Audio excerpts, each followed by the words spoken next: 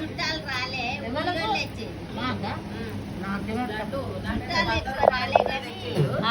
ఇప్పుడైతే 10,000 15,000 చీర కడతాను నేను కదా.